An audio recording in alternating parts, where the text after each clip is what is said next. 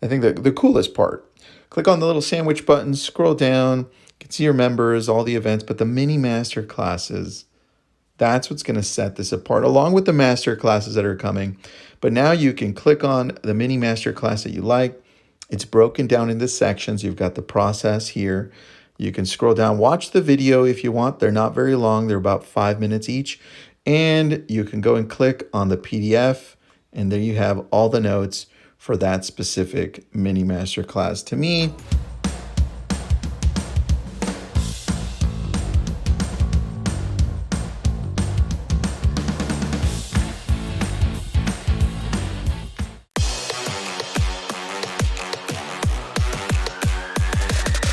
LabCoatAgents podcast. Real estate agents, I ask this question quite often.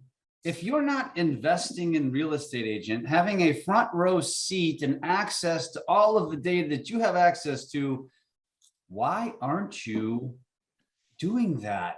And we've had multiple guests over the years talking about investing, and we're bringing another one on today because he's got a very strong resume. He is teaching and coaching everyone, not just real estate agents, how to do what he has achieved. And we're going to get deep on that today. We're going to talk about the old BRRRR method. I don't know if I can pronounce it, but to me, it looks like we're talking about cold temperatures, the buy, rehab, rent, refinance, repeat method.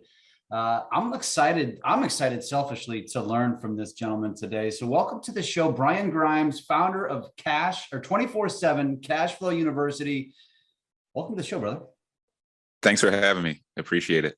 So let's start here, Brian. Let's start with just learning a little bit about you. So you have a pretty, I would say, strong past. You know, you don't have this, from what I read, rags to riches story. I mean, you're an Ivy League grad.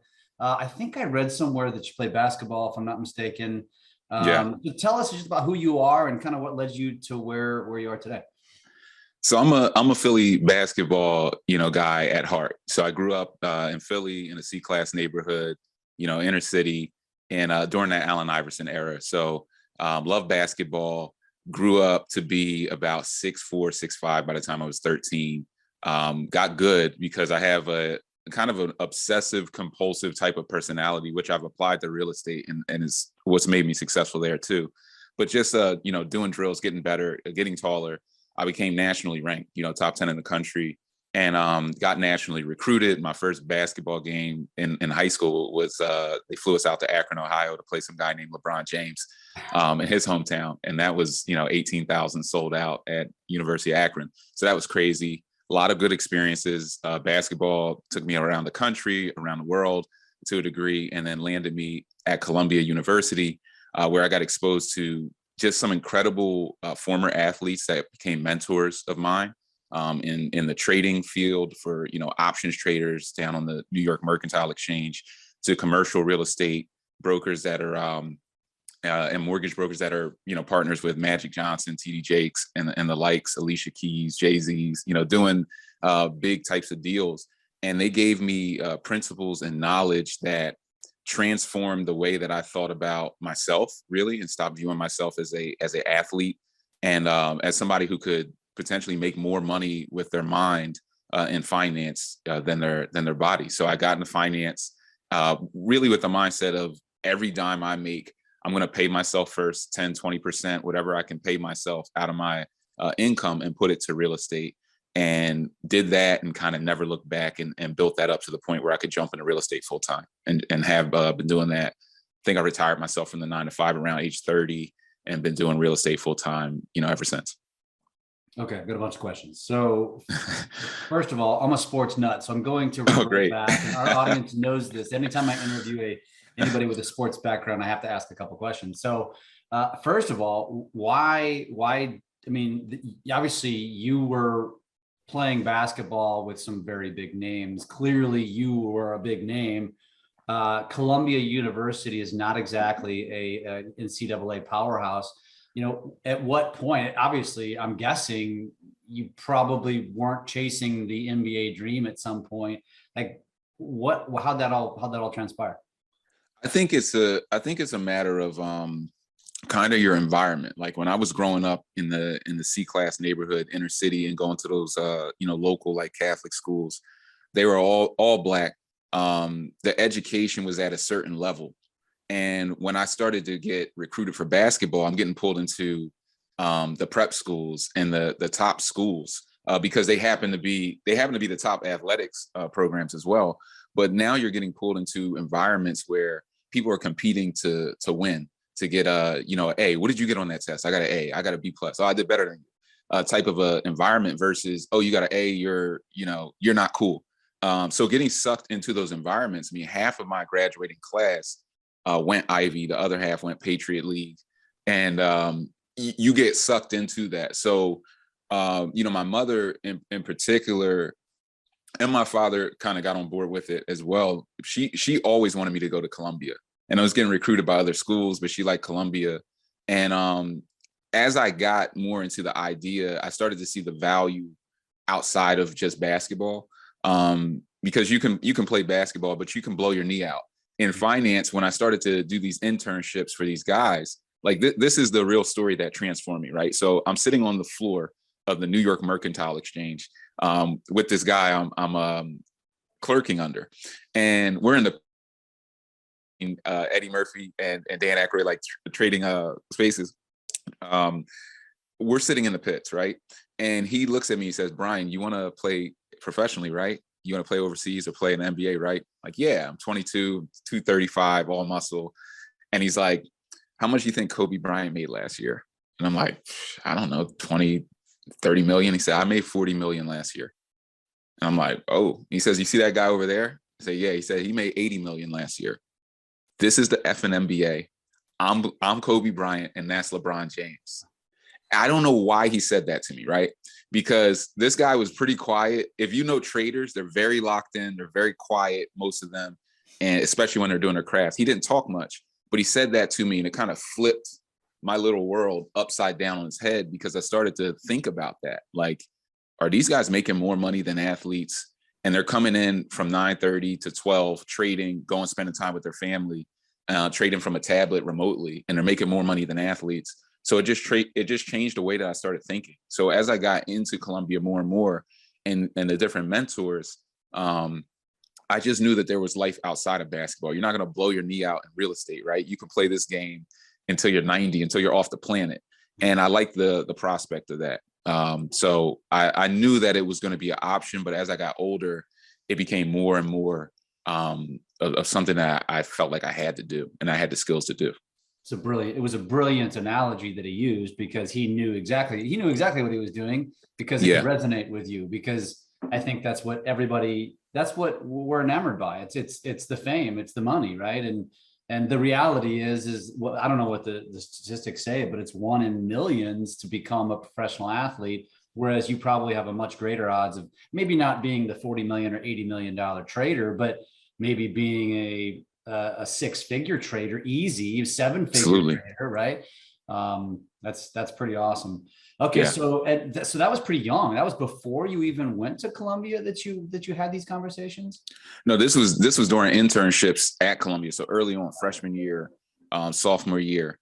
So it was just early on in the process. So as I'm playing, I'm thinking about all of my options and weighing them. Had a couple injuries playing, and then it's like, how long am I going to play on a surgically repaired knee? And does this make sense? Or should I get into finance now while I'm young, while I have the energy, and start to learn this stuff so I can apply it for a long period of time? So I eventually, one of my mentors taught me, jump and a net will appear. It was one of his big principles he gave me. He's like, you're too high up on the mountaintop. You can't see the net. It's all the way down there below the clouds. But if you jump, you'll see it when it gets there. You have to trust that it will bounce you back up and support you. And, it was kind of part of that, just jumping and allowing whatever made me successful in sports to get applied to finance. And I knew if I could make that, bridge that connection, I would be successful, and maybe even more successful in finance than I was in athletics. I love it. And this is a great, for all of you listening to this that are parents. I mean, think about just the conversation we just had, and it kind of it kind of exemplifies that, what's between your shoulders, that head, that brain of yours is going to take you probably a lot farther than anything else, that, the skill that you have. And this is powerful to share with your kids. I mean, I love the fact that you had these opportunities, because even just saying that, just having these opportunities to have these internships, to go be around, we always say you are the sum of the 5 people you spend the most time with. And it's not cliche. It's a factual statement. And you basically did just that at a very young age. I applaud you. That's really awesome. All right. So I could ask you questions all day long about basketball and stuff, but I don't think our audience is here for that. That's purely selfish. Yeah. So you get out of college, you go down the, you said the financial planning path kind of. So at what point, so you started that, how long did you do that? And then what led you into, investing in real estate, getting back to Philly, all that kind of stuff? Yeah. So even before I start working, right, I go to, I have my best friend and he's into real estate and we're always talking real estate. He's just starting to buy like Section 8 properties. So we go out to like a bar or something, college related. And he pulls out just like a knot of like hundreds and 20s. And I'm like, what is that? Like, we're college kids. We're all broke. He graduated like a year before me. And he's like, this is the rent checks. Everybody paid and, you need to get in. And I'm looking at it and saying, yeah, I really do. So I knew even working, I was going to start to go in that direction and start to put my money towards real estate, because when you have somebody that close to you and every time you talk, you're talking real estate. You're not talking like sports. You're not talking social events. You're just talking real estate and bouncing ideas around. It's only a matter of time before you take that leap of faith. So I started off working. I knew I wanted to be my own boss from day one. And it was, really important. It's something me and my buddy would talk about. Everybody was being railroaded from Columbia. I was an econ major. Everyone's going into iBanking. iBanking, you make a lot of money, but you're working 20-hour days. Go home, take a shower, drink a cup of coffee, come back to work type of atmosphere. And I knew that wasn't for me because I needed the time to apply it to building my dream life, to building financial freedom. So I became a financial planner because I could build my own schedule, but I was 100% commission.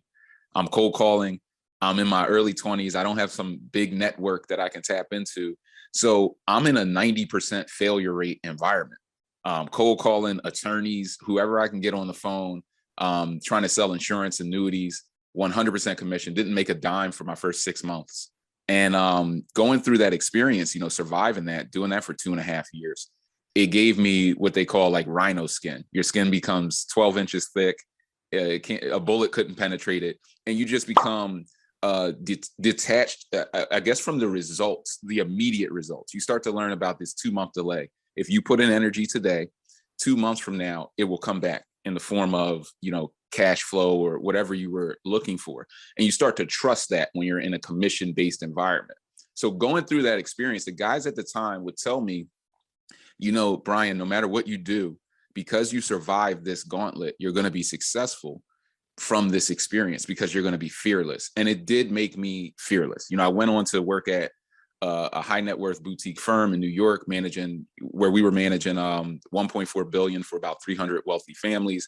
I worked at an insurance startup, Policy Genius, where I was employee like number 23. I'm running their call center nationally. We're selling thousands of policies a month and building that out and using my sales skills.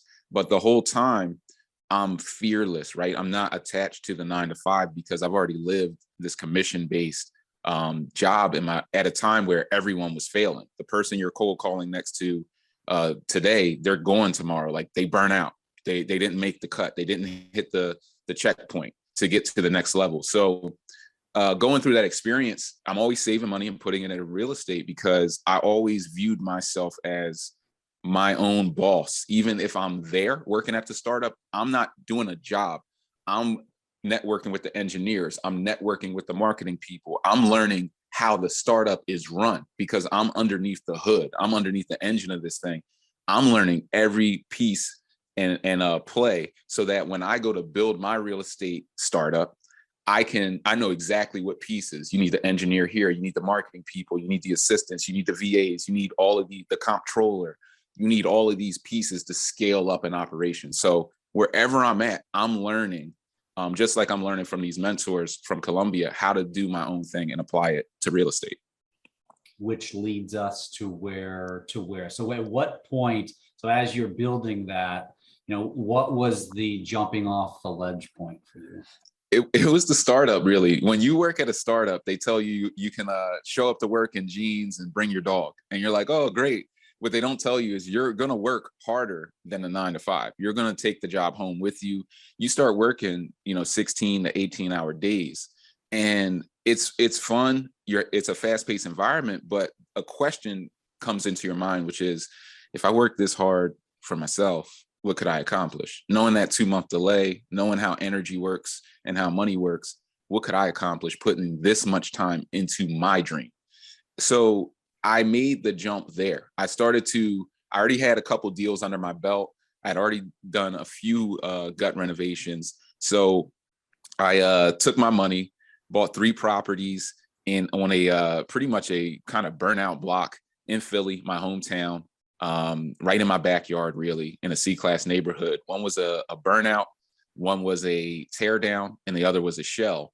And I hired the cheapest contractor I could find who gave like the best quote. Of course, you already know what comes next with that. He ran off with 40 grand and completely did not deliver on the job. And then I woke up and said, I got to get really serious about this and learn everything, how to be the GC, how much every screw and nail cost that goes into a property, how long the timelines are for the subcontractors to put these different tasks together. How long does it take to sheetrock a house? How long does it take to hang doors? How many windows do we need? How do I budget out this process? So I continue to iterate and get better over the course of time. And that led to, 300 full gut rehabs over the course of that, maybe the next 5 to 7 years from that point.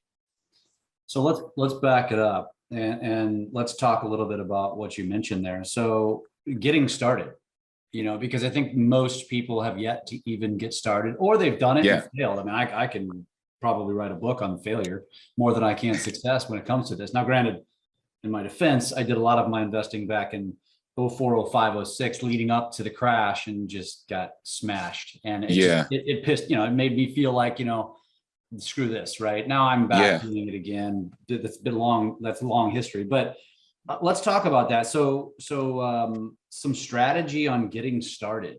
Definitely. And I've got a few questions because you mentioned C class, which frankly is very, very high risk.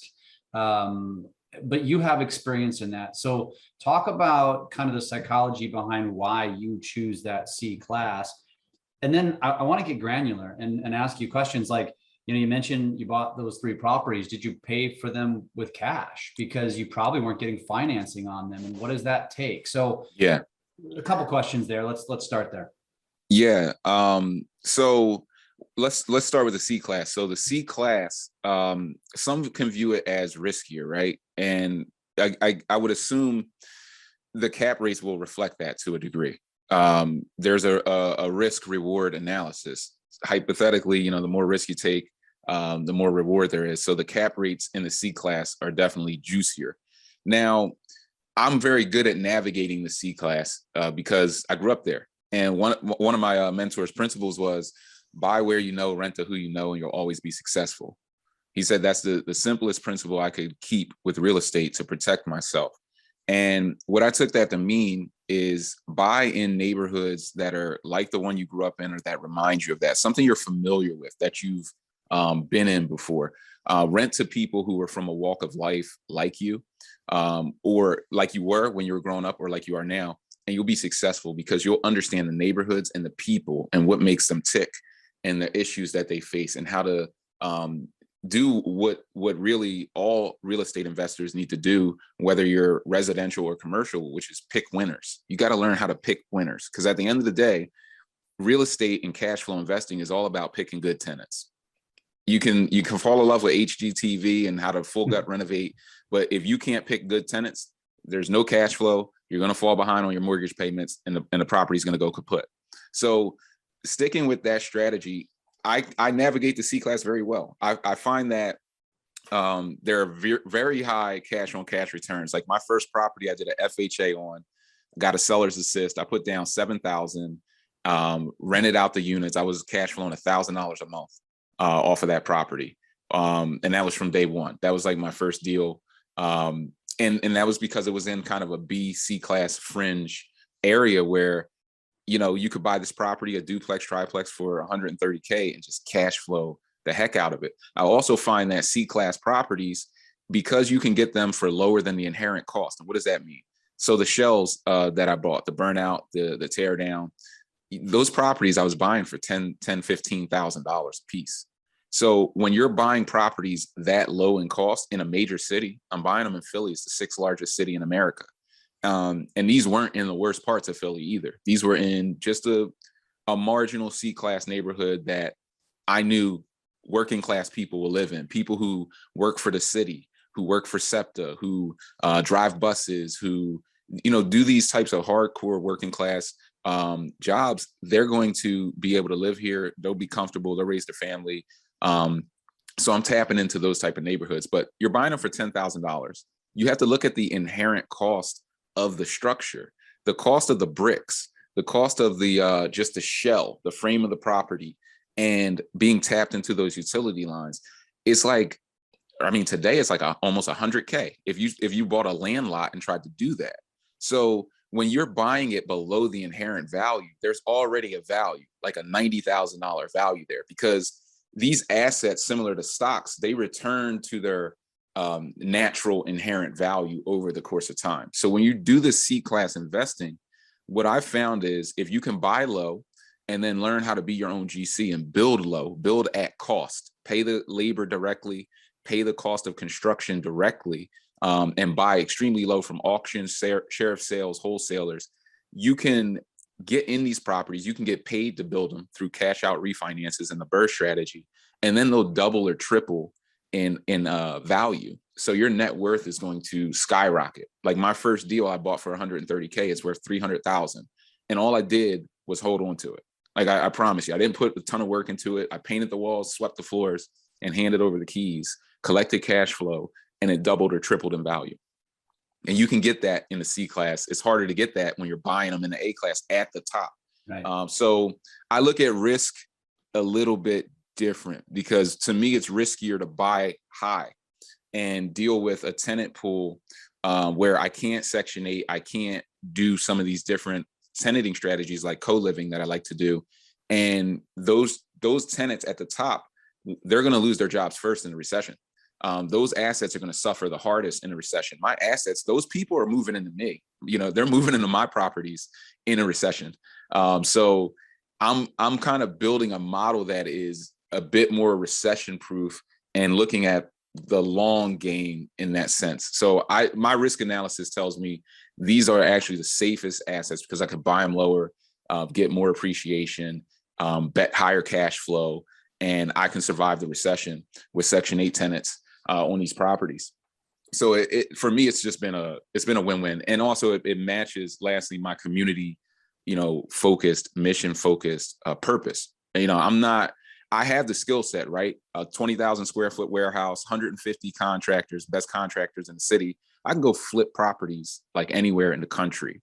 And I have the experience to do it. I can flip them in the A-class neighborhoods, but it doesn't match my mission. My mission is to rebuild the C-class neighborhoods until they look like the B or A-class neighborhoods, to put people back into the neighborhoods, to run out blight, and to restore, money bouncing in those neighborhoods. The contractors I hire, they're from those neighborhoods. So it's putting money in their pocket, food on their family's table. It's a community-based rebuilding, restoring pride type of a mission that I'm on. So while I could do these other things that people are out doing, I stay tapped into my mission because you can make money, but you also have to be tapped into your own purpose, because that's what's going to keep you going. Which leads me back to a statement that you made earlier, which was one of your mentors said, go where you know the area. So then let's use myself as the example. Very middle class bring up. We were not super wealthy, but we were far from low class. But I definitely don't have a rags to riches story, just a very stable story, right? Typically, yeah. I would call it. So that mentor, then, if I'm talking to him, I should be buying in just a standard middle class neighborhood because that's the person I can speak to. And furthermore, what if I do come from, I always tease the owner of the mortgage company that we're belong to, because this guy, I mean, talk about silver spoon. And don't get me wrong, the guy's very successful. He's done his own stuff, but his dad owned a diamond mine. I mean, his sisters are surgeons. And he went on, he went to Vanderbilt and went to PG, all this just very cliche rich people stuff. And so should he only be investing in those areas, which now become, I guess, higher risk because you're higher price points, but he can speak to those people that I can't speak to. So I can't go into C class and be like, hey, I can totally relate to you. And I can't go into the high end neighborhoods and say, I can totally relate to you. How much is there to that? Because I mean, it makes sense. I've never actually heard somebody say it. I've failed at investing in C-class neighborhoods. Maybe it was timing. Maybe it was because we couldn't speak the language. Maybe, and I want to ask you about finding good tenants, but I don't know the people. So it's very risky in my opinion, because those neighborhoods have, one person could come off and speak a good game, but they could be a drug dealer on one side. The other person could be a very, first-class citizen just working his ass off to make a living, and he's going to be very responsible. But how do I know that? You have that advantage. No, it's a great question. I think it comes down to, if anybody can't tell, I'm huge on mentors, right? I talk about my mentors all the time because that's how I was able to get into certain arenas. Like, I didn't grow up around, traders and people that are making millions of dollars on a tablet, every day with their brain. But when you get exposed to it, you can tap in, to them and kind of live vicariously through them, learn those lessons and then apply it. The same thing, I found in real estate, which is, if you're not from the C class, you would want to have some type of mentorship from somebody who is, if that's something you want to do, because the cap rates are better. The cash flow is better. I mean, you got into the C class because you probably saw some of these things like, hey, I can buy low, I can get more cash flow. And there is the thing to keep in mind is there is a way to make it work out. It's just, everybody just doesn't know how. Like in any bad neighborhood, I can take you to the worst part of Baltimore and there's going to be good blocks, like really good blocks, even in the worst neighborhoods where everybody owns, people live there. Like this is like the safe pocket of the bad neighborhood. It's always like that. And then there are bad pockets of the best neighborhoods, like no matter where you're at.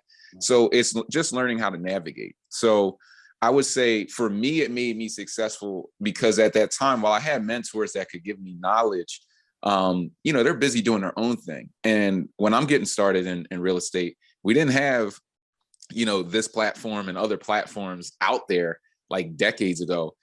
For people to tap into. YouTube was still kind of newer. Social media wasn't built out. There wasn't, Instagram and all these different things weren't built out. So you couldn't find people and knowledge as easily. You're like trying to Google how to do some of this stuff. There's barely a name for like house hacking. It was barely like, that was like secret industry knowledge. So I think just tapping in, if you're going to go out and learn from the School of Hard Knocks, this is a principle that will save you. And I did learn from the School of Hard Knocks. What they didn't tell me about the School of Hard Knocks is that it's 100 times more expensive than mentorship, because that 40,000 that somebody ran off with, maybe you pay somebody, $2,000 and they'll teach you the whole game and make sure you never get burned. But it will save you in that sense. But if you get mentorship, you can navigate and learn from somebody who's done, it 100 times in these types of neighborhoods and get all the lessons that you need so that you can do it successfully. From day one. But it's a great question for that reason. And that's how I would apply it. If you're going to get mentorship, you can short circuit it. But if you're going to go out and learn from the School of Hard Knocks, that's going to be your best friend, is staying within your kind of lane in that sense, or where your comfort zone is, and then expanding upon that over the course of time after you have early success. The School of Hard Knocks, though, is what defines successful people, because most people go through the hard knocks and retreat and quit and say, screw this, I'm going to go back to what I know. I'm going to go back to safety net. And the successful people, the smaller percentage, say, I'm going to learn from this. and I'm not going to make this mistake again. This hurts and it knocked me back, but I'm going to go. I mean, you and I could probably tell countless stories of many hard times. Because that's what it takes. You know, I've failed way more times than I succeeded. Luckily, my successes far outweigh my failures, but my failures created those successes, you know, and I don't want to go down that path because I want to stay down this lane. Yeah. Let's talk about identifying good tenants. Okay. You know, so how do you do that? Because I think that's such an important piece of this. And I think, again, people look at, you go into investing, you look at, you know, what am I paying for the property? What will it comp at? What do I have to put into it in order for it to resell or to rent? What's my cash flow? It's a very simplistic mindset, but I don't think we'll put a lot of thought into, okay, how do I vet good tenants? Yeah. How do I pick winners? Yeah. Even if you're a commercial guy and you're going to rent out to a commercial tenant, how do you know that they're a winner? Yeah. What I found, I'll speak to the C class because these principles can be applied like everywhere, right? Because the C class is, I would say, the hardest to underwrite. You start to learn early on, like there are people. One key principle is people are not their credit score. The credit score model is a slightly outdated. So you'll find people with good credit scores who don't pay for whatever reason. And then you'll have scenarios like, you know, I had somebody move into one of my properties in Baltimore with a 520 credit score. They paid surprisingly 6 months in advance, like out of nowhere. They had already paid the move-in fees, and then they showed up the next month with 6 months rent in advance. And the people are like, what? In the C-class neighborhood? Yeah. Somebody with that credit score? Certainly. So you have to underwrite people, not credit scores. So you have to get into like their job. Is their job actually durable? What type of job are they doing? You have to test your tenants as well. So when they're going through the move-in process, I might do things like, oh, we're going to be there at 10 and we show up at 11. Just to see how they react for like a showing, even when they're just coming to see the property. Test them, text them, see how they respond via text. People who can articulate themselves well, speak well, calmly, they're going to be the same way when something goes wrong in your property. And something's always going to go wrong. There's going to be a leak. The fridge is going to go. Their food's going to thaw out. And there are going to be things that are stressors.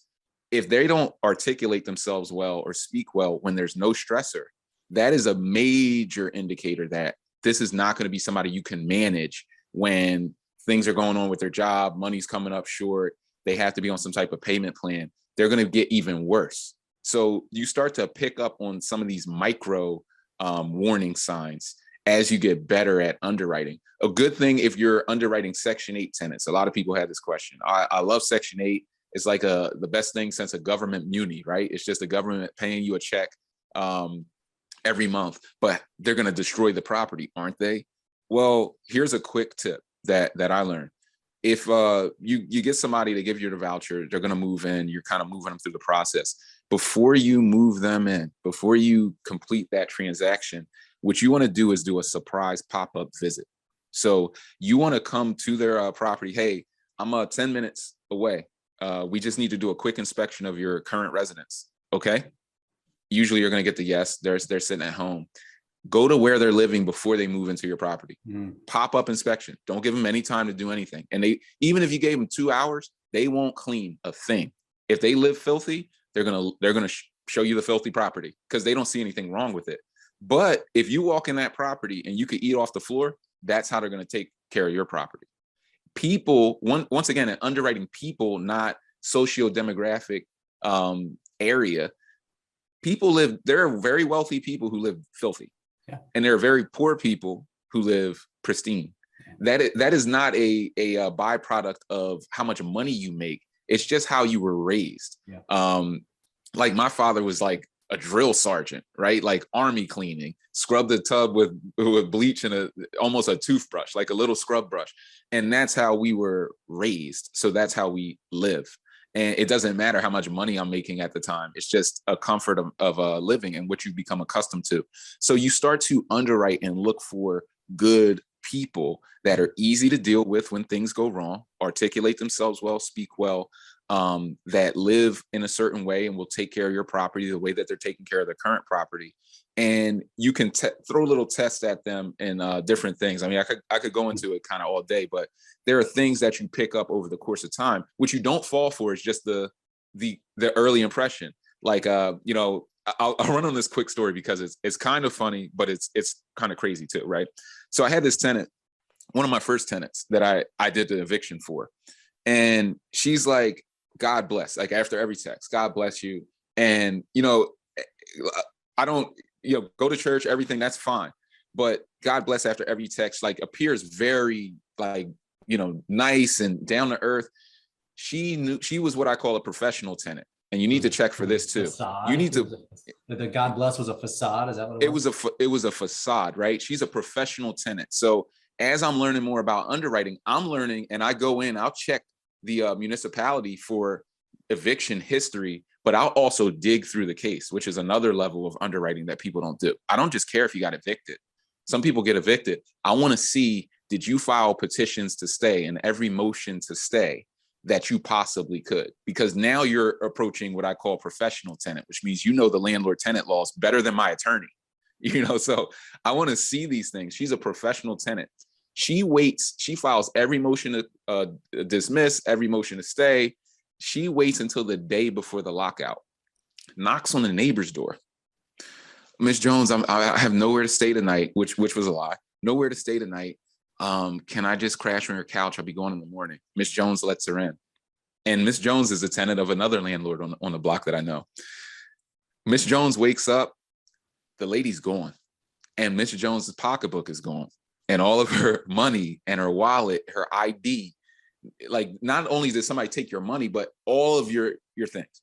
Like everything that you need to function as a normal human being in society. Gone. I get the call from the other landlord.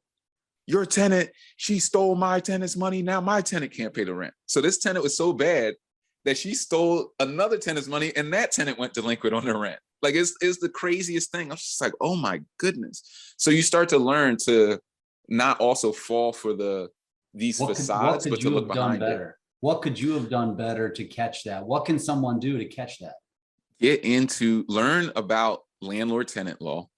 One, having a bad tenant experience, get into that. So I did the eviction. I went to court. I stood in front of the judge. I filed all the paperwork, and I started to learn how to get into the landlord tenant files, so you can see what these people are, you know, doing. Are they filing motions and petitions? Because these are warning signs that not only are they not going to pay, they know how to not pay and stay. And that's a dangerous tenant, you know, no matter what their credit score is, because it gives them a level of, they know how to game the system. So you want to avoid, regardless of credit score, people who know how to game the system, because the credit score doesn't tell you that. So you want to check for that type of stuff. I should have done more tests or picked up on the warning signs, because there were just issues with kind of attitude, even on top of the, you know, God bless stuff. It was just issues with the attitude of the tenant for little things before she even moved in, that I could have picked up on. But once again, a lot of this is experiential. I break a lot of this down in my mentorship program, but a lot of it is experiential and just understanding these micro warning signs, because you have to get past the way that everybody underwrites. The way everybody underwrites right now leaves a lot of people in landlord tenant court, because it just doesn't work. It's an outdated way of looking at things. It really is. It's almost lazy though. It is lazy. Because it's like, here's an application, fill it out. And this is what society has told me to do. It's what the mortgage industry does for that matter. So I see what you're saying. It takes a little bit extra effort to go visit them at their current property. It takes a little bit of effort to intentionally show up late to see how they react to you showing up late. I mean, that's like I'm going to use a harsh word. That's a mind fuck. It is. But this thing is serious, right? Because we're dealing with possession, and possession is, I got the keys. I'm the owner of the property. I have the deed. I sign the lease. I give you the keys. Now they got possession. And the only way to get it back is to go through this court process and get a writ of possession, and then have a sheriff show up and serve that writ. So before you hand over possession, you better do everything in your power to ensure that you picked a winner. because this is, if you pick a winner and their average stay is 5 to 8 years, that's an ATM you can show up to every month. The best tenants, and you know this, are the ones nobody ever talks about. They never call. Yeah. You never hear from them, and the money comes in. Those are the best tenants. So you got to pick the winners and master the science of that. There's also like personality tests that I've experimented with as well. You know, somebody's on that dark triad test and they're popping up, you know, in an odd way. You might want to look into that. So there are different things available to us outside of just your credit score. Micro lenders are using this information right now. They're thinking about, how do I issue a $5,000 or $10,000 loan to somebody who doesn't make a ton of money? Like a hard money lender type thing, is that what you're saying? Yeah, no, like just a micro lender, like SoFi some of these small micro lenders. They're in this space and they're addicted to this data. Like, how do I lend small amounts of money to people that only make $3,000 a month and ensure some type of a rate of return? So they're into this underwriting style of getting really granular with the underwriting. So psychology versus data. This is crazy. It's psychology. Most of us, we spend so much time on the building process and all these other things and all these different strategies, and we spend virtually no time on underwriting. And it's crazy because the entire business is about underwriting and picking winners. No matter what sector of real estate you're in, if you can't pick winners, it's not long before you'll be out of business. Wow. That's a great conversation because I don't think we spend enough time on it, and I don't think a lot of us investors or would be or aspiring investors probably even think much about this. I'm glad we talked about that. Yeah. Let's fast forward back or rewind, whichever way you want to look at it, to kind of your strategy and suggestions for getting in early. So. Obviously, we always want to keep as much of our own money in our pockets, which is what a mortgage is designed for. Now, as we speak today, getting a mortgage, is a hell of a lot harder. Rates are 10x higher, and maybe that's a bit of an exaggeration, 2 or 3x higher.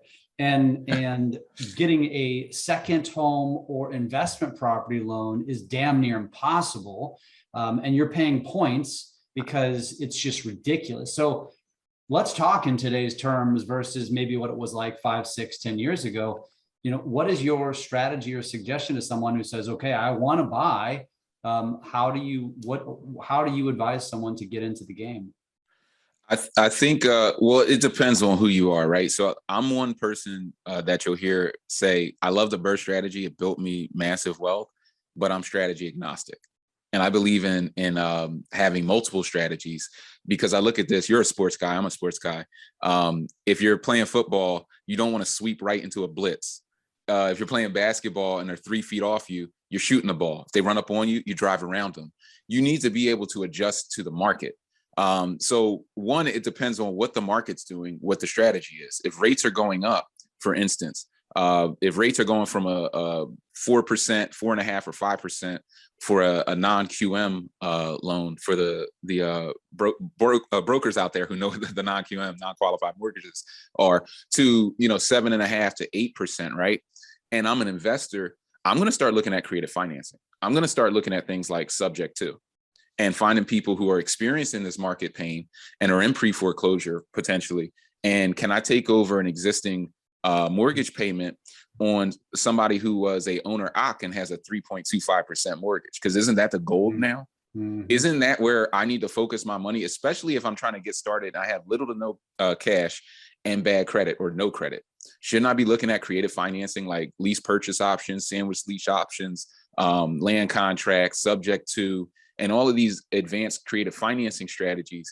Because there is market pain that's being created from this. There are people in pre-foreclosure. So why don't I learn how to tap into that and get into that activity to build cash flow, grab some of those properties subject to and reposition them in rent to own, lease purchase contracts, so that I can sit as the middleman and collect cash flow and build, my portfolio that way. So I look at it as, if the market is getting really high, but pricing is high, I might buy and flip, even though I'm a buy and holder by nature. I've never seen a property I didn't want to, keep or regret selling. I never met a developer who sold a property that they didn't regret, right? So buy and hold fanatics, you might need to flip a little bit. You also might need to look into creative financing strategies. But the moral of the story is react to the market, be strategy agnostic. They say it's not how good you're doing, it's how long you're doing good. And the way to do good for a long time in real estate is to be strategy agnostic and to be flexible and be able to react to whatever the market is doing at the current time. So the more knowledge you have about these different strategies that are available to you, the more the more money you'll make. And lastly, what I'll say on that is, if you're just getting started, there's only two things in real estate. There's money and knowledge. And the less you have of one, the more you need of the other. So if you don't have much money, you need way more knowledge, like creative financing. If you have a ton of money, you almost don't need any knowledge. I mean, if you had $2 million, just go learn from the School of Hard Knocks. Go blow $500,000 figuring it out, and you'll recover in this game, because once you figure it out in a multi-trillion-dollar industry, I mean, it's not long before you recover and fail forward, like me and Jeff have over the years, and recover on those losses and keep moving forward. What is so right now, based on, we're low inventory, overpriced, and the highest rates we've seen in the last 6, 7, 8 years. That's a shitty recipe right there. And so I think in some cases, people might be looking at it and saying, oh, it's a terrible time to be investing. I imagine you're going to disagree. And so where should somebody focus right now? And I think the right now is going to last for a little while, at least 6 months.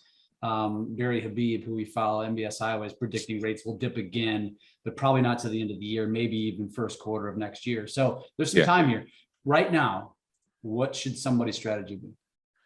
I mean, one is learn as much as possible, but also understand, in terms of strategy, one thing I don't talk about enough maybe is, out of my 300 full gut jobs, I probably did 290 of them completely out of town in different states, while living in New York, doing it in Texas, doing it in Baltimore, doing it in Delaware, South Jersey, Philly. So learning how to invest out of town and leverage today's technology and the systems necessary to do this out of town will unlock you and allow you to realize that while all of the news is telling you that real estate is horrible everywhere, it's not true. Tampa, Florida is overheated. It's the hottest market in the country, I believe, this year, or for parts of this year. Boise, Idaho, parts of the West Coast, a lot of the West Coast, Phoenix, certainly. A lot of these areas are overheated. But if you look at the Northeast, I mean, if you went to Baltimore right now, or Cleveland, or parts of Philly, they're not going to experience major downturns in the market like right now, even with rates going up and some of these things. So you have to look at the hardcore data and realize we're state specific. We're local, state to state or city to city specific, with some of these big downturns and some of the massive negative pullbacks that are being projected right now. So if you know how to invest out of town, it's a great time to tap into that, or start to use those strategies to go into cities that are still underpriced, maybe where you could buy for more cash. Like in Baltimore, you could pick up a property for 20, 30 grand in some of the neighborhoods that I'm in, like the John Hopkins area, 20, 30 grand, put in 20 grand. And so you're in 50K, rent that out for $1,200 a month, Section 8, like money coming in from the government, and the government's paying almost 100% of the check. And you might not need a big mortgage. Maybe you go to the credit union there, put a 30K mortgage on it. Does it really matter if rates are 5.5% or 7% on a $30,000 mortgage? Sure. No, it doesn't. You're going to collect massive cash flow. So getting into different strategies, and that's why I like staying low to the ground, because I'm buying so low. Most of my Baltimore activity is all cash anyway. So I don't even care what the bank's doing or what the Fed's doing. I'm saying, more inventory, prices coming down, great. But in some of these markets, it's still a good time to flip, because prices aren't going to fall. And there's just now more inventory and price softness on the lower end.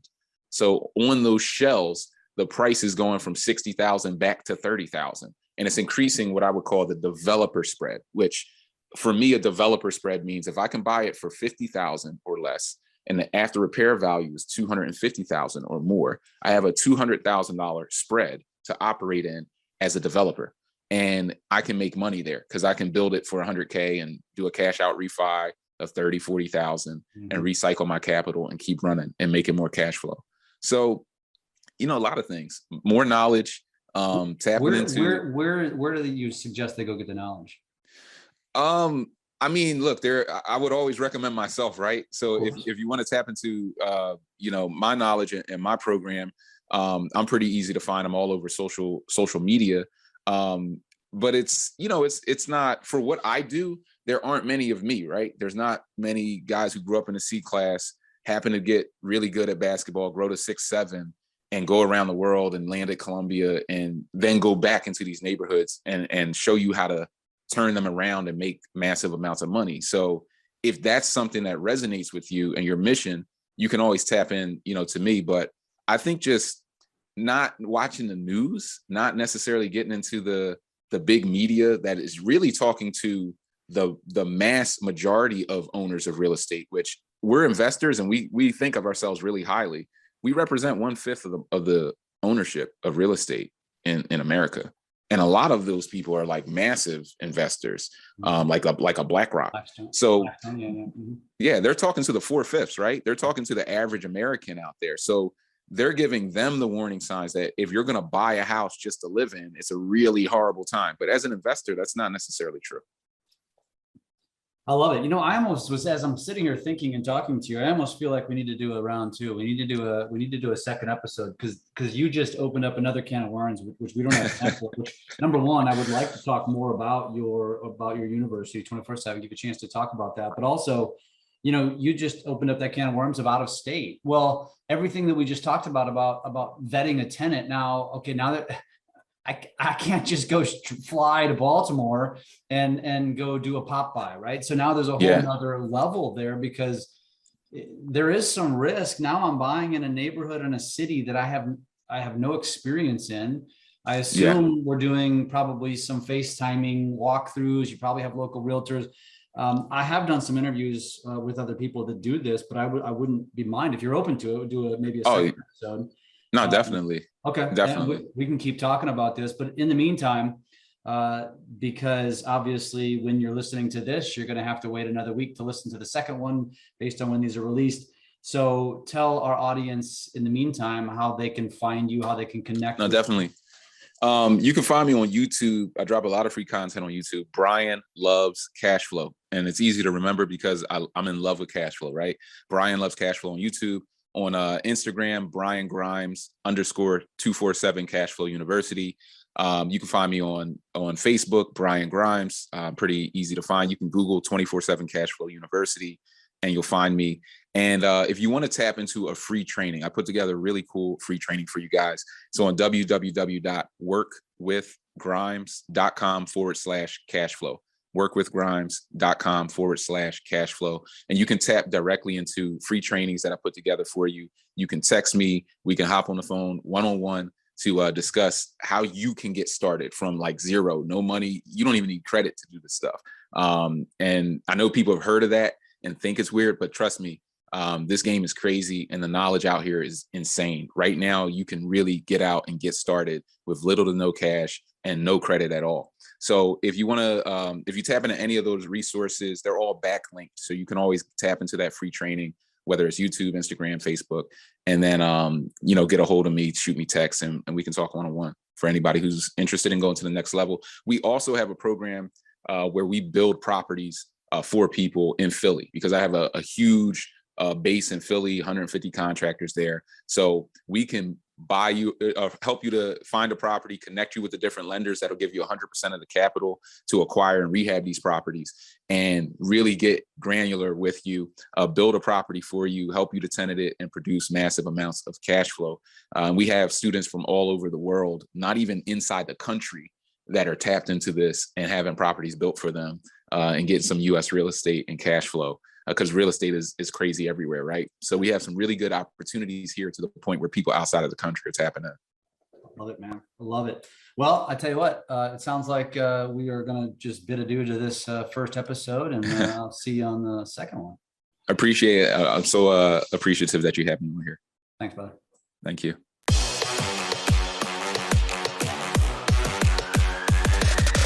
LabCoatAgents Podcast.